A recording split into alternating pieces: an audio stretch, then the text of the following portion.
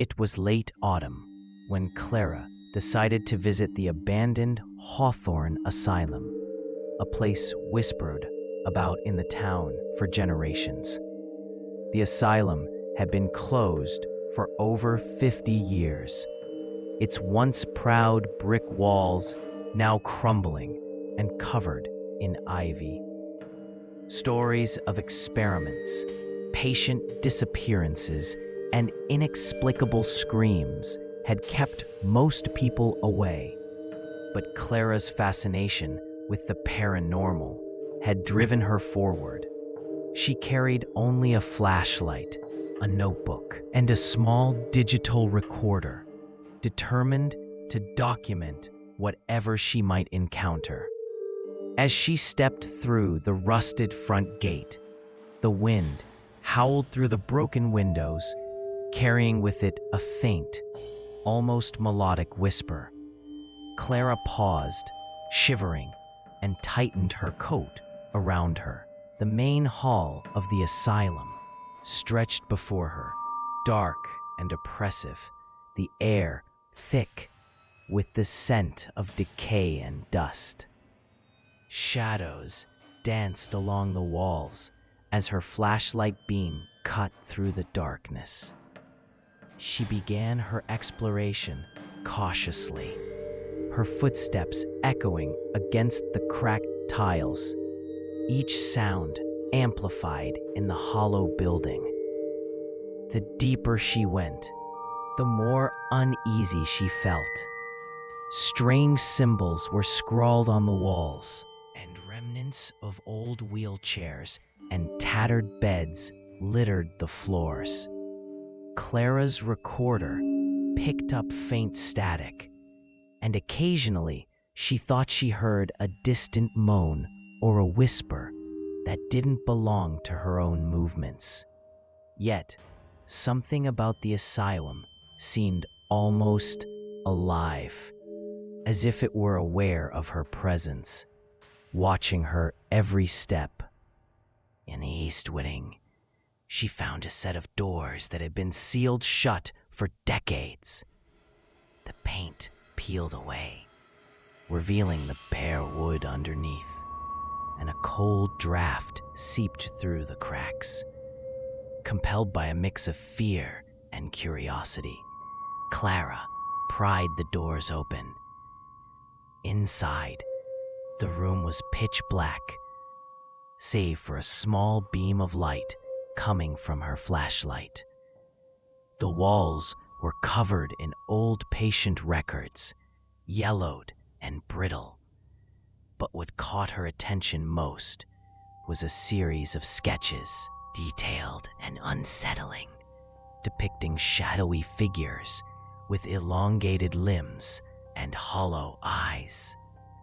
Clara's heart raced. These were not ordinary patient drawings. A sudden creak behind her made Clara spin around, flashlight trembling in her hand.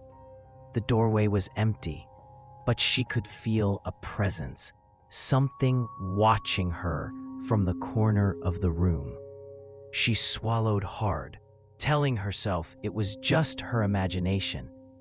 Yet the air felt colder now, heavier. Then, without warning, the whispers began, soft, almost hypnotic, repeating her name over and over. Clara's hands shook as she gripped the flashlight, the whispers growing louder, more insistent. They seemed to swirl around the room, coming from every corner at once. Impossible to locate. Her recorder began to pick up faint voices, repeating words she didn't understand, chanting in a rhythm that made her chest tighten. Panic surged, but her curiosity overpowered fear. She had to know what was causing this. As she stepped further into the room, the temperature dropped sharply, her breath forming misty clouds in front of her face. The sketches on the walls seemed to shift under her gaze, the shadowy figures appearing to lean forward, watching her. Clara shivered, trying to dismiss it as a trick of the light, but the feeling of being observed intensified. Then, the whispering stopped abruptly, replaced by a low, guttural growl echoing through the asylum. Suddenly, her flashlight flickered and died, plunging her into near total darkness. Heart pounding, Clara fumbled to replace the batteries, but her fingers felt numb. Stiff, the figure began to glide silently toward her, its presence exuding a cold, oppressive energy. Clara's instincts screamed at her to run, but her legs refused to obey. She could feel the entity's gaze burning into her, an ancient intelligence lurking behind those hollow eyes. She remembered the sketches.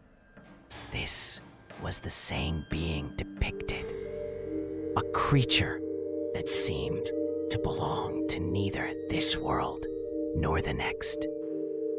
Desperate, Clara fumbled with her recorder, pressing the play button. The static-filled device emitted a high-pitched screech, and the figure recoiled, writhing as if in pain. The whispers returned, louder than before, chanting faster, almost frantically. Clara realized the entity was reacting to the sound waves, the residual energy of the recordings, disrupting the growls intensified, resonating through the floors and walls, shaking dust from the ceiling. Clara stumbled, her flashlight rolling across the floor, casting erratic shadows. She grabbed it and bolted toward the door, the whispers following her, echoing in her mind, attempting to pull her back. Her pulse pounded in her ears as she finally reached the hall and slammed the heavy doors shut behind her. Clara leaned against the heavy doors, gasping for breath, her body trembling from adrenaline and fear. The hallway was silent now, but the oppressive atmosphere lingered like a shadow clinging to her skin. She could still feel the creature's presence, as if it had imprinted itself onto the very air around her. Shakily, she turned on her flashlight and scanned the corridor, the peeling paint and broken tiles now appearing deceptively ordinary, almost mundane. But she knew better, determined not to retreat entirely.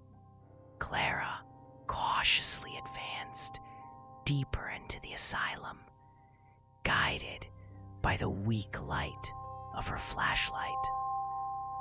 She needed to find the source of the energy, the reason why this place felt alive with something malevolent.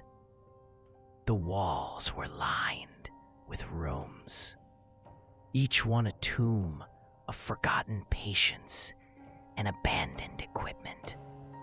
She passed a row of padded cells, their doors hanging open, swinging slightly as though moved by an unseen hand. Whispers returned intermittently, fragmented and incoherent, rising from the floorboards and then vanishing as quickly as they appeared. In the main ward, she found remnants of old experiments, medical tools rusted over time, journals scattered across the floor, and a large mirror cracked in several places. As she approached the mirror, her reflection flickered strangely, showing not just herself, but shadows moving behind her that weren't there. One shadow slowly stretched toward her, fingers like claws scraping across the glass, leaving frost-like streaks in its wake. Clara's pulse raced. She realized this place was feeding on fear, amplifying it, shaping it into something tangible. Suddenly, the whispers formed distinct words, urgent and pleading. Leave. Leave.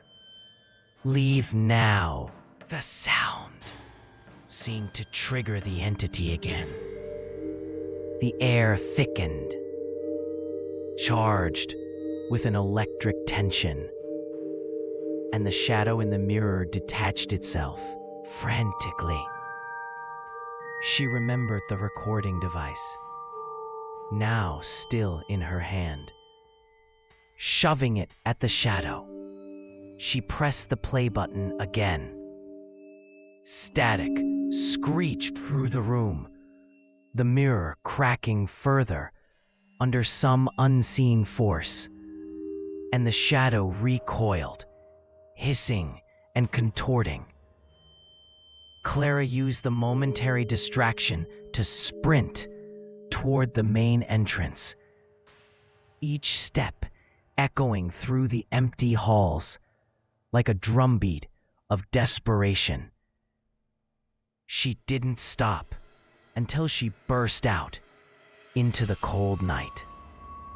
The asylum looming behind her like a dark sentinel. Her chest heaving, Clara collapsed on the overgrown lawn outside, staring at the darkened windows. For a moment, silence returned. Then, a single light flickered in the topmost window, and she could have sworn she saw a shadowed figure watching her, waiting. Clara stayed on the grass, trembling, her eyes fixed on the flickering light in the asylum. The night air was cold, but it felt as if a heavier chill pressed down on her chest. She knew she couldn't just leave it behind, not after what she had seen, not after the whispers that clawed at her mind. Yet, fear rooted her in place. The entity wasn't gone. It lingered, a malignant presence just beyond the walls, aware of every heartbeat, every shiver of doubt. She slowly reached for her phone, intending to call someone, anyone, but the screen remained black, dead, as though the building itself had severed her connection to the outside world. Panic threatened to take hold again, and Clara realized that sheer terror was what gave the entity strength. She had to resist. She had to stay calm, even as the shadows around the top windows shifted unnaturally, forming shapes that resembled faces, screaming silently. Summoning all her courage, Clara whispered to herself, "I am leaving, and I am not afraid of you." The shadows seemed to hesitate, flickering uncertainly in response. She rose slowly, backing away from the asylum, each step deliberate, refusing to run. The whispers became louder, overlapping voices, a chorus of warning and anger, yet she held her ground. Finally, when her feet crossed the threshold of the overgrown garden, the light in the window died. Silence fell again, heavy and absolute. Clara didn't wait to look back. She walked briskly to the main road, where the faint glow of passing cars offered the first sign of life since she had entered the asylum. Her body shook uncontrollably, adrenaline still coursing through her veins. But a sense of grim satisfaction settled over her. She had confronted the darkness, and though it had watched her every move, it had not claimed her. In the days that followed, Clara documented her experience meticulously. She wrote down every whisper, every fleeting shadow, every feeling of being watched. The recordings had made in the asylum captured subtle anomalies, faint voices, chilling noises, unexplained lights that she knew would convince skeptics and thrill seekers alike, holding secrets and terrors beyond comprehension. And Clara knew that someday it would claim another curious soul, drawn by whispers in the night that promised revelation but delivered fear. For now,